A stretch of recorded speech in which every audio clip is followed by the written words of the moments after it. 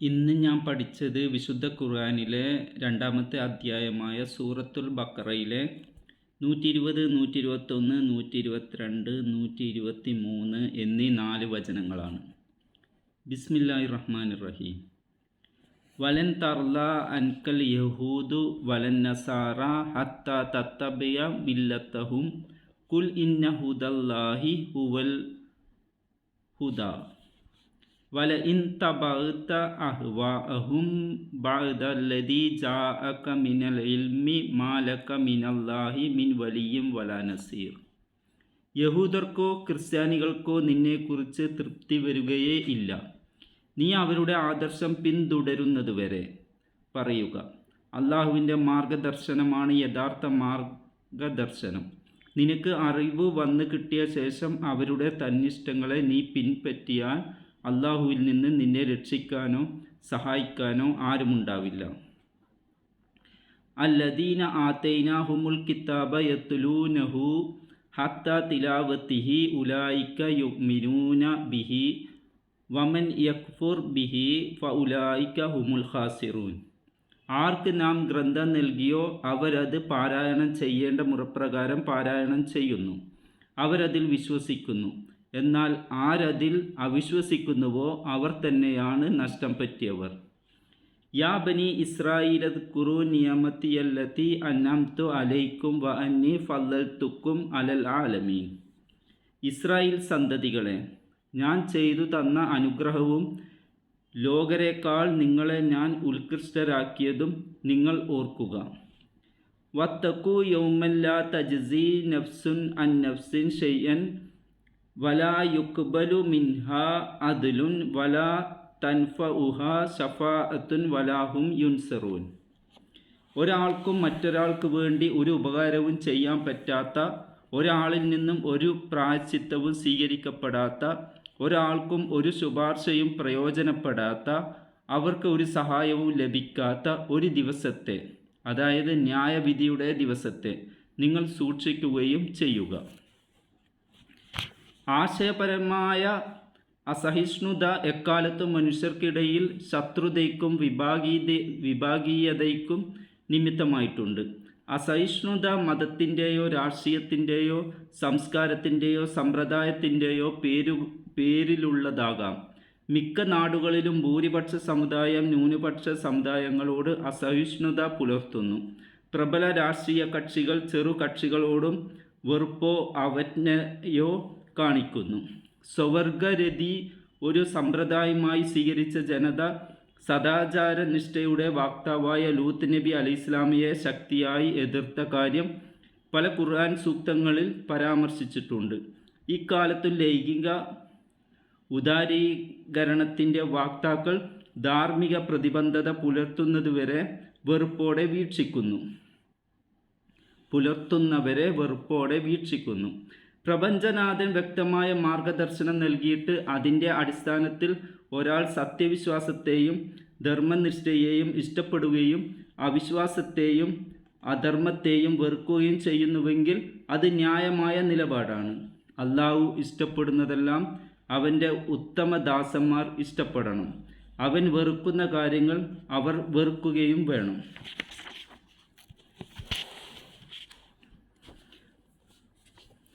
49-ാമത്തെ അധ്യായത്തിലെ 7-8 വചനങ്ങൾ ഇങ്ങനെയാണ്. അള്ളാഹുവിൻ്റെ റസൂലാണ് നിങ്ങൾക്കിടയിലുള്ളതെന്ന് നിങ്ങൾ മനസ്സിലാക്കണം. പല കാര്യങ്ങളിലും അദ്ദേഹം നിങ്ങളെ അനുസരിച്ചിരുന്നുവെങ്കിൽ നിങ്ങൾക്ക് പ്രയാസം നേരിടുമായിരുന്നു. എങ്കിലും അള്ളാഹു നിങ്ങൾക്ക് സത്യവിശ്വാസത്തെ പ്രിയങ്കരമാക്കി തീർക്കുകയും നിങ്ങളുടെ ഹൃദയങ്ങളിൽ അത് അലങ്കൃതമായി തോന്നിക്കുകയും ചെയ്തിരിക്കുന്നു. അവിശ്വാസവും അധർമ്മവും അനുസരണക്കേടും നിങ്ങൾക്ക് അവൻ അനിഷ്ടകരമാക്കുകയും ചെയ്തിരിക്കുന്നു. അങ്ങനെയുള്ളവരാകുന്നു നേർമാർഗം സ്വീകരിച്ചവർ. അള്ളാഹുവിങ്കൽ നിന്നുള്ള ഔദാര്യം അനുഗ്രഹമാകുന്നു. അത് അള്ളാഹു സർവജ്ഞനും യുക്തിമാനുമാകുന്നു. 58-ാമത്തെ അധ്യായത്തിലെ 22-ാമത്തെ വചനം ഇങ്ങനെയാണ്. അത്തരക്കാരുടെ ഹൃദയങ്ങളിൽ അള്ളാഹു വിശ്വാസം രേഖപ്പെടുത്തുകയും അവൻ്റെ പക്കൽ നിന്നുള്ള ഒരു ആത്മചൈതന്യം കൊണ്ട് അവൻ അവർക്ക് പിൻബലം നൽകുകയും ചെയ്തിരിക്കുന്നു. താഴ്ഭാഗത്തു കൂടി നദികളൊഴുകുന്ന സ്വർഗ്ഗത്തോപ്പുകളിൽ അവരെ അവൻ പ്രവേശിപ്പിക്കുകയും ചെയ്യും. അവരതിൽ നിത്യവാസികളായിരിക്കും. അള്ളാഹു അവരെ സംബന്ധിച്ച് സംതൃപ്തനായിരിക്കുന്നു. അവർ അവനെ സംബന്ധിച്ചും സംതൃപ്തരായിരിക്കുന്നു. അത്തരക്കാരാകുന്നു അള്ളാഹുവിൻ്റെ കക്ഷി.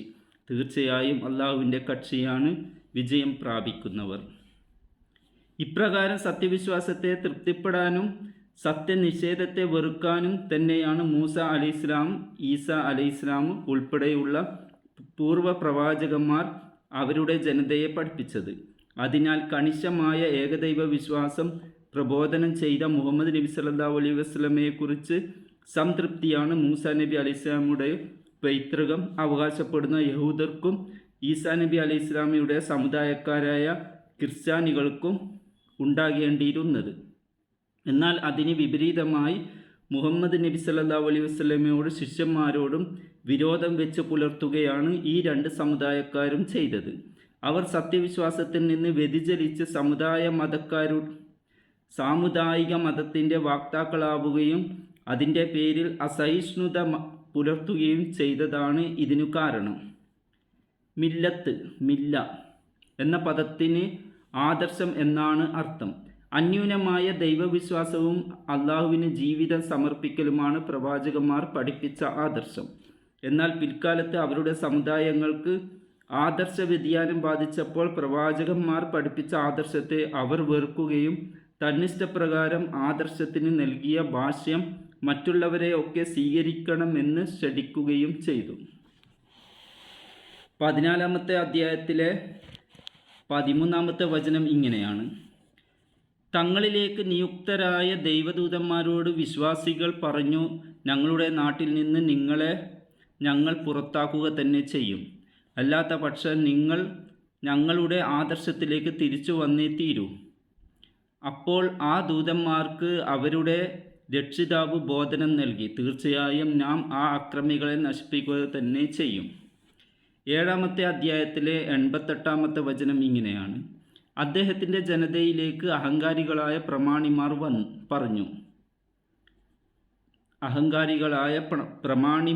പറഞ്ഞു, ശുഐബേ, തീർച്ചയായും ഞങ്ങൾ നിന്നെയും നിന്റെ കൂടെയുള്ള വിശ്വാസികളെയും ഞങ്ങളുടെ നാട്ടിൽ നിന്ന് പുറത്താക്കുക തന്നെ ചെയ്യും.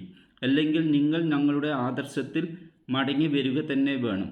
അദ്ദേഹം പറഞ്ഞു, ഞങ്ങൾ അതിനെ, അതായത് ആ ആദർശത്തെ വെറുക്കുന്നവരാണെങ്കിൽ പോലും അതിലേക്ക് ഞങ്ങൾ മടങ്ങണമെന്നോ? പ്രവാചകന്മാരുടെ ആദർശവും അവരുടെ അധ്യാപനങ്ങളിൽ നിന്ന് വ്യതിചലിച്ച് പോയവരുടെ ആദർശവും തമ്മിലുള്ള അടിസ്ഥാനപരമായ വ്യത്യാസം 2-ാമത്തെ അധ്യായത്തിലെ 120 സൂക്തത്തിൽ സൂചിതമായിരിക്കുന്നു.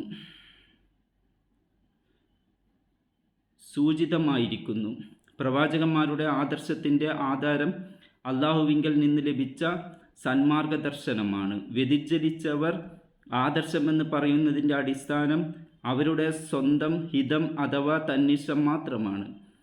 അബദ്ധസഞ്ചാരികൾക്ക് അവർ ശീലിച്ച ദുരാചാരങ്ങളൊക്കെ അലംഘനീയമായ ആദർശമായി തോന്നും.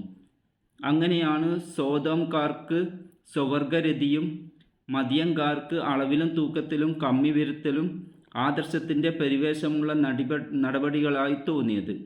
ഉസൈറിനെയും ഈസ അലൈഹിസ്സലാമിനെയും ദൈവപുത്രന്മാരാക്കിയവരുടെ വികലമായ ആദർശബോധവും ഇതിൽ നിന്ന് വ്യത്യസ്തമല്ല. ദൈവിക മാർഗദർശനത്തിന് ഹുദ എന്ന് പറയുന്ന തന്നിഷ്ടത്തിന് ഹവ എന്നും ഹവായുടെ ബഹുവചനമാണ് അഹ്വാ. ആരുടെ എങ്കിലും തന്നിഷ്ടമാണ് ഇന്ന് നിലവിലുള്ള മിക്ക മതങ്ങളുടെയും പ്രത്യയശാസ്ത്രങ്ങളുടെയും ദർശനങ്ങളുടെയും അടിസ്ഥാനം.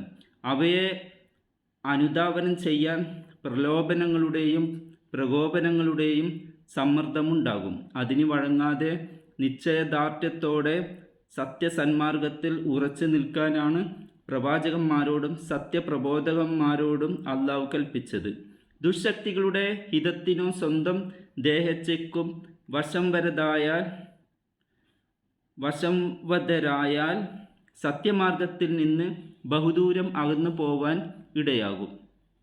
ഇഹത്തിലും പരത്തിലും അള്ളാഹുവിൻ്റെ സംരക്ഷണവും സഹായവും നഷ്ടപ്പെടുകയായിരിക്കും അതിൻ്റെ ഫലം. സാമുദായിക മതത്തിൻ്റെ കുടക്കീഴിൽ സുരക്ഷിതരായി കഴിയാം എന്നോ സ്വേച്ഛാധിപത്യ ഭരണത്തെ പിന്തുണച്ച് ജീവിതം ഭദ്രമാക്കാം എന്നോ കരുതി സത്യമാർഗത്തിൽ നിന്ന് അകന്നു നിൽക്കുന്നവർക്ക് അള്ളാഹുവിൻ്റെ ശാപവും ശിക്ഷയും വരുമ്പോൾ രക്ഷിക്കാനോ സഹായിക്കാനോ ആരുമുണ്ടാവുകയില്ല. 2-ാമത്തെ അധ്യായത്തിലെ 121-ാമത്തെ സൂക്തത്തിൽ അൽ കിതാബ് എന്ന് പറഞ്ഞത് അള്ളാഹു അവതരിപ്പിച്ച ഏത് ഗ്രന്ഥത്തെ ഉദ്ദേശിച്ചാകാനും സാധ്യതയുണ്ട്. ഖുർആനെ മാത്രം ഉദ്ദേശിച്ചാകാനും ഇടയുണ്ട്. നാം ഗ്രന്ഥം നൽകിയവർ എന്നതുകൊണ്ട് ഉദ്ദേശിക്കപ്പെടുന്നത് വേദഗ്രന്ഥം ലഭിച്ച പ്രവാചകനും വേദഗ്രന്ഥത്തിൽ പൂർണ്ണമായി വിശ്വാസമർപ്പിച്ച സത്യവിശ്വാസികളുമാണ്. അവർക്കാണല്ലോ വേദഗ്രന്ഥം കൊണ്ട് യഥാർത്ഥ പ്രയോജനം ലഭിക്കുന്നത്. മുറപ്രകാരമുള്ള പാരായണം കൊണ്ട് ഉദ്ദേശിക്കപ്പെടുന്നത് ആദരപൂർവം അവാദനതയോടെ പാരായണം ചെയ്ത് ഉള്ളടക്കം ഗ്രഹിക്കുകയും ജീവിതം അതിനനുസരിച്ച് ക്രമീകരിക്കുകയുമാണ്. 73-ാമത്തെ അധ്യായത്തിലെ 4-ാമത്തെ വചനം ഇങ്ങനെയാണ്: നീ ഖുർആൻ ഭംഗിയായി സാവകാശം പാരായണം ചെയ്യണം എന്ന് അള്ളാഹു കൽപ്പിച്ചിട്ടുണ്ട്. തീർച്ചയായും 73-ാമത്തെ അധ്യായത്തിലെ 6-ാമത്തെ വചനം ഇങ്ങനെയാണ്: തീർച്ചയായും രാത്രിയിൽ എഴുന്നേറ്റ് നമസ്കരിക്കൽ കൂടുതൽ ശക്തമായ ഹൃദയ സാന്നിധ്യം നൽകുന്നതും വാക്കിനെ ഏറ്റവും നേരായ നിലയിൽ നിർത്തുന്നതുമാണ്.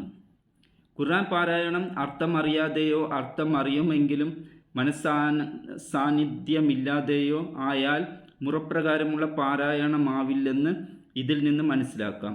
ഖുർആനിലെ ഏത് ഭാഗം പാരായണം ചെയ്യുമ്പോഴും അതിലടങ്ങിയിട്ടുള്ള മാർഗനിർദ്ദേശങ്ങളും വിധിവിലക്കുകളും പ്രാവർത്തികമാക്കുമെന്ന് ദൃഢനിശ്ചയം ചെയ്യുകയും വേണം. അപ്പോഴേ ഖുർആൻ പാരായണം തികച്ചും മുറപ്രകാരമുള്ളതാവുകയുള്ളൂ. 39-ാമത്തെ അധ്യായത്തിലെ 23-ാമത്തെ വചനം ഇങ്ങനെയാണ്: അള്ളാഹുവാണ് ഏറ്റവും ഉത്തമമായ വർത്തമാനം അവതരിപ്പിച്ചത്. അഥവാ വചനങ്ങൾക്ക് പരസ്പരം സാമ്യമുള്ളതും ആവർത്തിക്കപ്പെടുന്ന വചനങ്ങളുള്ളതുമായ ഒരു ഗ്രന്ഥം തങ്ങളുടെ രക്ഷിതാവിനെ ഭയപ്പെടുന്നവരുടെ ചർമ്മങ്ങൾ അതിനിമിത്തം രോമാഞ്ചമണിയുന്നു. പിന്നീട് അവരുടെ ചർമ്മങ്ങളും ഹൃദയങ്ങളും അള്ളാഹുവെ അനുസ്മരിക്കുന്നതിനായി വിനീതമാവുകയും ചെയ്യുന്നു. അതത്രേ അള്ളാഹുവിൻ്റെ മാർഗദർശനം. താൻ ഉദ്ദേശിക്കുന്നവരെ അത് മുഖേന അവർ നേർവഴിയിലാക്കുന്നു. വല്ലവനെയും അള്ളാഹു പിഴവിലാക്കുകയാണെങ്കിൽ അവന് വഴികാട്ടാൻ ആരും തന്നെയില്ല. വേദഗ്രന്ഥത്തിൽ വിശ്വസിക്കാനും അത് ജീവിതത്തിൽ പകർത്താനും പലരും വിസമ്മതിക്കുന്നത് ബാധ്യതകളും വിലക്കുകളും പാലിക്കാതെ സർവതന്ത്ര സ്വതന്ത്രമായ ജീവിതം നയിക്കാൻ വേണ്ടിയാണ്. അത്തരമൊരു ജീവിതമാണ് ഈ ലോകത്ത് അനുഭവിക്കാനുള്ള ഏറ്റവും വലിയ നേട്ടമെന്ന് അവർ കരുതുന്നു. എന്നാൽ എല്ലാ നിയന്ത്രണങ്ങളിൽ നിന്നും മുക്തി നേടി ഭോഗാസക്തിയുടെ പിന്നാലെ കുതിച്ചോടുന്നവർക്ക് നേടാനുള്ളത് നഷ്ടങ്ങളുടെ ഒരു ബാലൻസ് ഷീറ്റ് മാത്രമാണ്. മധ്യപ്രായത്തിലെത്തുമ്പോഴേക്കും ലഹരി അവരുടെ മസ്തിഷ്കത്തെയും കരളിനെയും അവരുടെ രോഗപ്രതിരോധ ശേഷിയെയും അപരിഹാര്യമായ തകർച്ചയിലെത്തിച്ചിട്ടുണ്ടാകും. അവിഹിത ലൈംഗിക ബന്ധങ്ങൾ അവരെ സിഫിലിസ്, എയ്ഡ്സ് തുടങ്ങിയ ഏതെങ്കിലും ഗുരുതരമായ രോഗത്തിലേക്ക് നയിച്ചിട്ടുണ്ടാകാം. സൗഖ്യവും സമാധാനവും അവരോട് എന്നേക്കുമായി വിട പറഞ്ഞിട്ടുണ്ടാകും. പരലോകത്താകട്ടെ ഭയങ്കരമായ ശിക്ഷയാണ് അവരെ കാത്തിരിക്കുന്നത്. മനുഷ്യരെ സംബന്ധിച്ച് സമ്പൂർണ്ണ ജ്ഞാനമുള്ള സൃഷ്ടാവ് അവർക്ക് നൽകുന്ന മാർഗദർശനം അവരെ എല്ലാവിധ നന്മയിലേക്കും സൗഖ്യത്തിലേക്കും സമാധാനത്തിലേക്കും സംതൃപ്തിയിലേക്കും നയിക്കുന്നതായിരിക്കും എന്ന് മനസ്സിലാക്കി ജീവിതം ചിട്ടപ്പെടുത്തുന്നവർക്ക് ഇഹത്തിലോ പരത്തിലോ ദുഃഖിക്കേണ്ടി വരില്ല. 9-ാമത്തെ അധ്യായത്തിലെ 69-ാമത്തെ വചനം ഇങ്ങനെയാണ്: നിങ്ങളുടെ മുമ്പുണ്ടായിരുന്നവരെ പോലെ തന്നെ നിങ്ങളെക്കാൾ കനത്ത ശക്തിയുള്ളവരും കൂടുതൽ സ്വത്തുക്കളും സന്താനങ്ങളും ഉള്ളവരുമായിരുന്നു അവർ. അങ്ങനെ തങ്ങളുടെ വിഹിതം കൊണ്ട് അവർ സുഖമനുഭവിച്ചു. എന്നാൽ നിങ്ങളുടെ ആ മുൻഗാമികൾ അവരുടെ വിഹിതം കൊണ്ട് സുഖം അനുഭവിച്ചതുപോലെ ഇപ്പോൾ നിങ്ങളുടെ വിഹിതം കൊണ്ട് നിങ്ങളും സുഖം അനുഭവിച്ചു. അവർ അധർമ്മത്തിൽ മുഴുകിയതുപോലെ നിങ്ങളും മുഴുകി. അത്തരക്കാരുടെ കർമ്മങ്ങൾ ഇഹത്തിലും പരത്തിലും നിഷ്ഫലമാക്കിയിരിക്കുന്നു. അവർ തന്നെയാണ് നഷ്ടം പറ്റിയവർ. 16-ാമത്തെ അധ്യായത്തിലെ 97-ാമത്തെ വചനം ഇങ്ങനെയാണ്: ഏതൊരു ആണോ പെണ്ണോ സത്യവിശ്വാസിയായിക്കൊണ്ട് സൽക്കർമ്മം ചെയ്താൽ നല്ലൊരു ജീവിതം തീർച്ചയായും ആ വ്യക്തിക്ക് നാം നൽകും. അവർ പ്രവർത്തിച്ചു കൊണ്ടിരിക്കുന്നതിൽ ഏറ്റവും ഉത്തമമായതിന് അനുസൃതമായി അവർക്കുള്ള പ്രതിഫലം നൽകുകയും ചെയ്യും. തീർച്ച.